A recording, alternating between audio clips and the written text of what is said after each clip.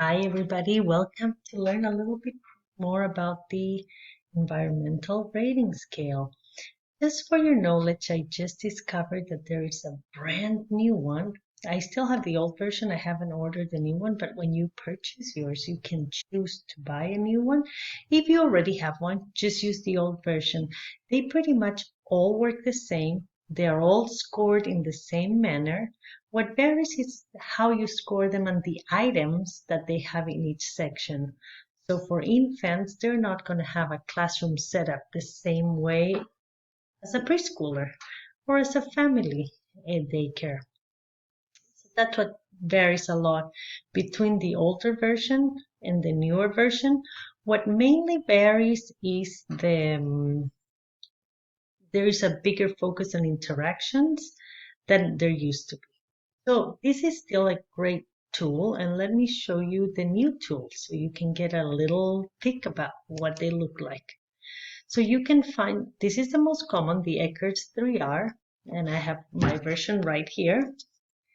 And now they started the Eckert's 3, and this one is the one that it's focused a little bit more on interactions. The same would happen with the, oops, oh, what am I doing? I have the family. I don't know where I left my infant toddler, but this would be the family. And for the family, they have a new one now, the family 3. So you would want to, if you're going to be purchasing, you want to purchase the most new. If you don't, that's fine. Change the screen setting. Now, the reason I wanted to create this video is to really talk about the importance of this tool. This is just a tool, just like any tool. When you're cooking in the kitchen, you have many tools that you need. This is one of those many tools. The wonderful thing about this tool is that it has been tested and proven to help improve classrooms. Main focus, environment. And that's why they did that new tool, because they needed a little bit more on the interactions. But this one is really going to take a closer look about interactions and how people keep safety practices, health practices, so important right now during these days. There is so many things that we need to be aware in a classroom to make it successful. Has enough materials? Does it have enough books? Do you have centers that are appropriate for their ages? It helps us take a really good look at the details of what a classroom might need improvement. A great thing if you're a new teacher, this is a great guide to help you set up a room that it's going to be successful. And if you've been around like me, it's a great way of reminding that you might be missing some things because, you just forgot. As time goes, you start reorganizing your room and then you realize, oops, I haven't put enough natural materials or I don't have enough books. So this is one of the tools that will give us a common language to speak to a mentee. So when you go to a person's and they might be in need or help to set up environment, say, let's use this tool to back up our discussion. Would you like to do it? I can help you fill it up. It's a very long tool. It takes a lot of time, but it does make the difference in the classroom. In our center, we use the infant toddler or the preschool, since we're a preschool center, every semester. And you would be surprised our improvement plan or an implementation plan to solve those issues just make a big difference in the environment, in the welcoming, in the safety. One of the ones that people tend to relax a lot is how often do you wash your hands? Sometimes it feels very redundant, like you just wipe your nose, you have to wash again. Oh, you wipe this, you have to wash again. Oh, you came from outside, you have to wash again. But it really reminds us of the importance of following these steps at all times. So I wanted to make sure that we were aware about that importance. The other thing I wanted to talk about was a little bit how is this learning about the environmental rating scale.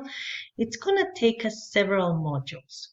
So some and weeks, because it's a long and very hard tool. So what we're going to be doing is there's one section that we're going to be practicing to become observers. So when you're using the tool, you're going to read an item Let me get an example here. So you will open the book. Let me go to item number 1. So you would be here and you would read item number 1, space and furnishing, and then you would read exactly the other way. You would read exactly what things there should be or there shouldn't be in the classroom.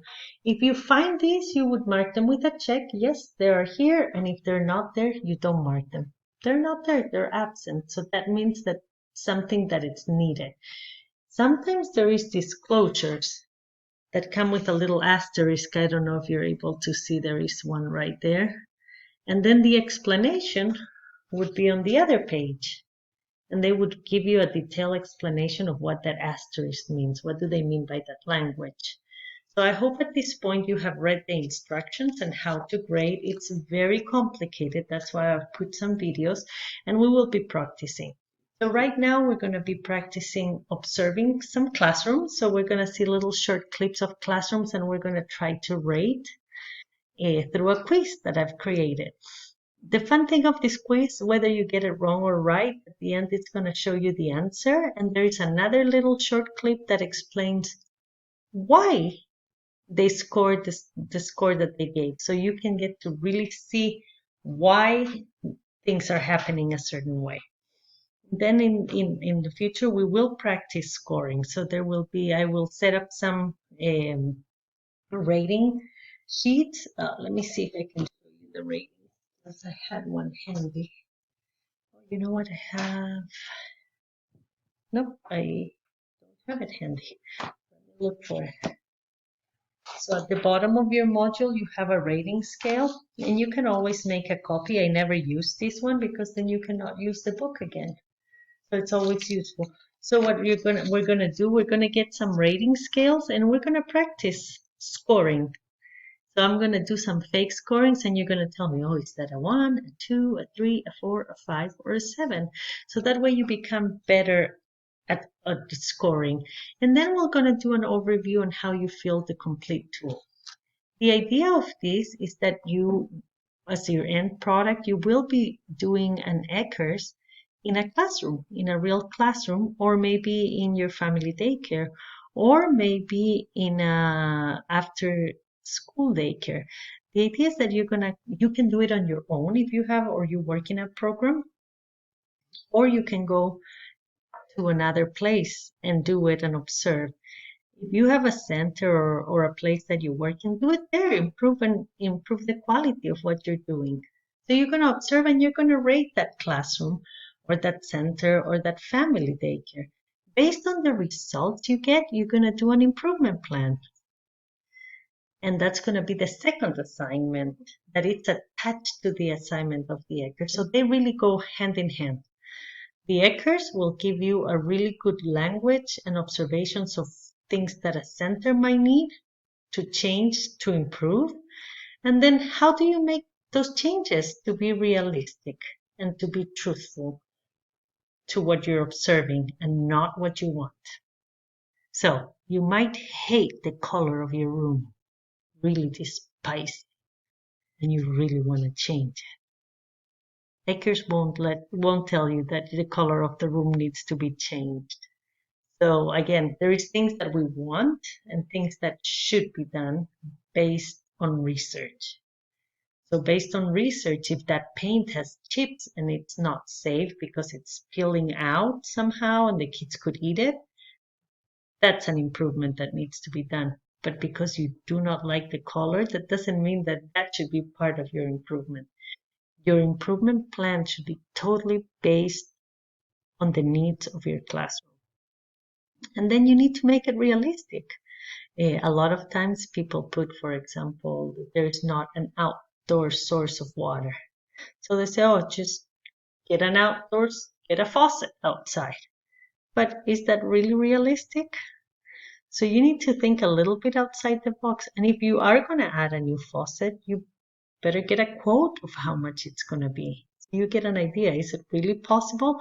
Or maybe you can find another way. Maybe you are going to bring wipes so people can wipe their hands or use hand sanitizer while they're outside. And as soon as they come in, they can wash. Or if it's water for drinking, instead of putting in a drinking fountain, maybe you do have the budget and then you would do the research of how much it would cost to get it in. But if not, you might just say we're going to bring pitchers with disposable cups and then you would get a budget for that. There is a lot of ways of solving one problem. And so too, in the future, we will be talking how do you solve the problems you find in the acres. But our first step is to learn how to use the tool. For that, don't remember to read the instructions very carefully, watch the videos, and then do the practice quiz and the practice assignment so you get a feel on how to do it. If you need more help, I'm here for you.